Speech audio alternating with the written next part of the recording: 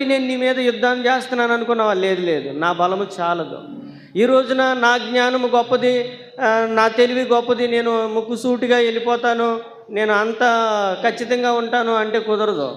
మీ జ్ఞానము, నా జ్ఞానము, మన జ్ఞానము దేవుని దృష్టిలో వెర్రితనమే. మనం ఎవరి బలాన్ని ఆధారం చేసుకోవాలి? మనం ఎవరిని ఆధారం చేసుకోవాలి? ఆ దేవాతి దేవుణ్ణి ఆధారం చేసుకోవాలి. ప్రభువా, నా బలము ఒట్టిదే, నా జ్ఞానము ఒట్టిదే. చాలామంది ఇప్పుడే కనపడ్డాడు, అప్పుడే చనిపోయాడా? మానవ జీవితం ఏ పడుతుంది? నీటి ఆవిరి వంటిది, లేదా నీటి మీద బుడగ వంటిది. అలాంటి అల్పమైనటువంటి మన జీవితం కొరకు ఆ దేవాతి దేవుడు ఈ లోకానికి వచ్చారు. ఆయన నా బలాన్ని బట్టి నేను వస్తున్నాను అనుకున్నావా? లేదు లేదు. నీవు ఎవరినైతే తిరస్కరించావో, నీవు ఎవరినైతే తృణీకరించావో, ఆ సైన్యములకు అధిపతియగు యెహోవా పేరట ఆయన బలంతో నేను వస్తున్నాను అన్నాడు. ఈ రోజున మీ జ్ఞానాన్ని బట్టి మీరు మీ జీవితాలను మీరు కొనసాగించలేరు. యవనస్తులు నేను బలవంతుడిని అనుకుంటున్నారా? నేను జ్ఞానవంతుడిని అనుకుంటున్నారా?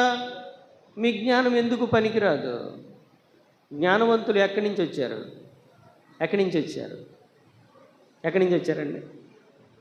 దేవుని యందు భయభక్తులు కలిగి ఉన్న వారిని మాత్రమే దేవుడు జ్ఞానవంతుడు అన్నారు. అలాంటి జ్ఞానాన్ని మీరు, మనము సంపాదించాలి. ఈ లోక జ్ఞానము దేవుని దృష్టికి వెర్రితనమే. ఈ లోకంలో అనేక మంది అనేక మాటలు చెప్తారు, కొంతకాలానికి అన్నీ కూడా తారుమారవుతాయి.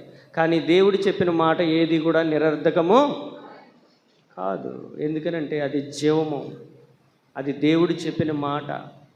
కాబట్టి ఈ చిన్న కుర్రవాడు ఆ పెద్ద గొలియాతును ఓడించాడు.